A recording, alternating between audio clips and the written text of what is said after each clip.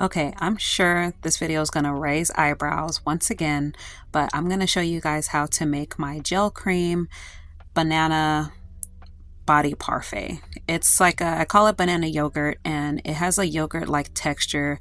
As you can see, it's kind of like jelly, but it has a slight creaminess to it and just enough oils to really moisturize the skin. But this penetrates deep and quenches the skin on a deep level. So let's go ahead and just jump into it.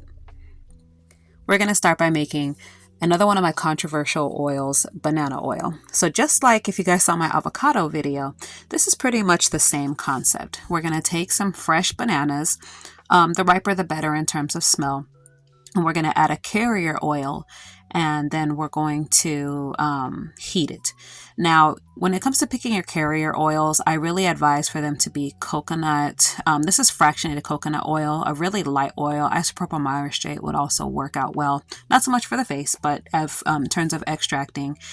And babasu oil, coconut oil, and I'm going to heat this, and once you add the heat and you cook the bananas, the more fragrant the smell is. Now, I will tell you that this is pretty low yield, so you just have to keep that in mind whenever you're making it. I'm going to make a puree here with an immersion stick blender. So as I was saying, the yield is low. I'm going to be using this for a ready-made or an immediate product. And so it's going to be preserved with the product, but you would have to use a preservative to make sure that it stays preserved in that sense. And there are other types of extracts that you can do. You can do banana glycerin. You can boil the banana peels and make like a banana water type of thing, which can also be pretty fragrant. There's plenty of, you can make a banana hydrosol, which could also be fragrant, another low yield type of thing.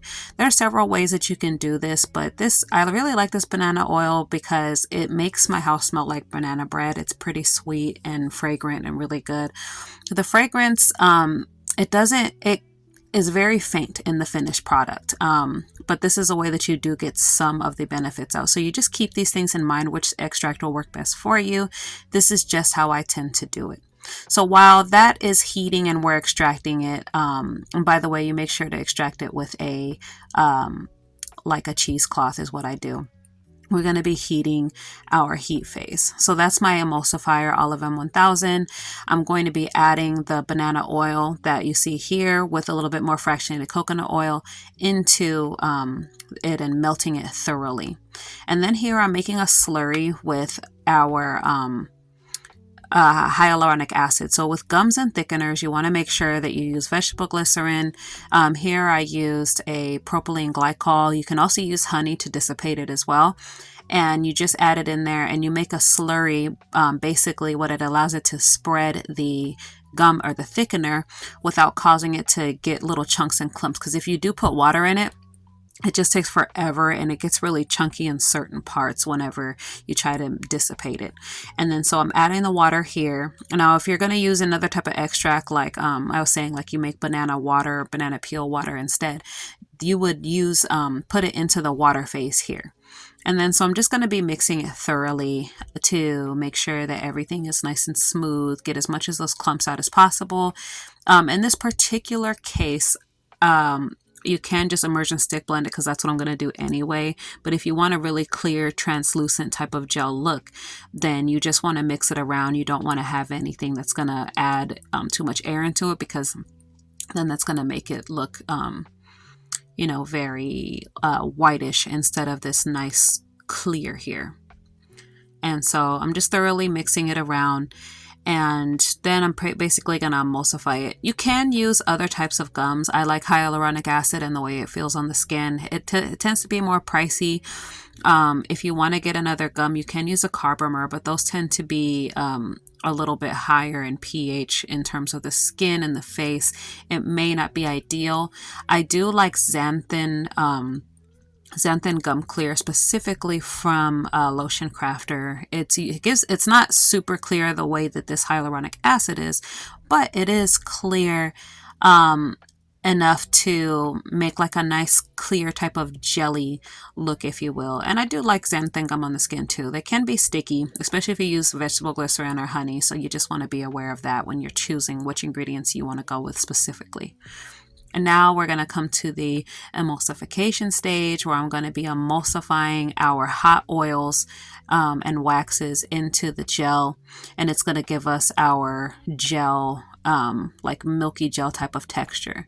So what you see here is you see everything mixing together nice and smooth. What you want to make sure is that you get all those clumps out. And in the beginning, because it is a gel and wax and they're kind of mixing all together, and slight temperature difference, you want to make sure that the gels and the water phase aren't cold so that it can properly emulsify. It doesn't have to be hot, but at least like not cold. And so you want to make sure that whenever you're emulsifying anything, that it doesn't get chunky or start to separate like cottage cheese. It should be getting smoother and smoother as you continue to go and as you continue to emulsify the process. Now for my preservative, I did choose Germall Plus. It's just kind of my go-to. I've tried a few different preservatives like Optifin, Phenohib. I've tried just many different kinds, even more EcoCert ones. And this one, just Germall Plus, is just the easiest to work with for me personally. So it goes in nice and smooth, doesn't change the texture, smell, or anything like that. And this is our final yogurt type texture. It does thicken up, I would say slightly, a tad bit more, but you get this smooth, creamy, jelly type of texture here. This is a great face product, really anything, anywhere for the skin that you want it to like soothe and hydrate.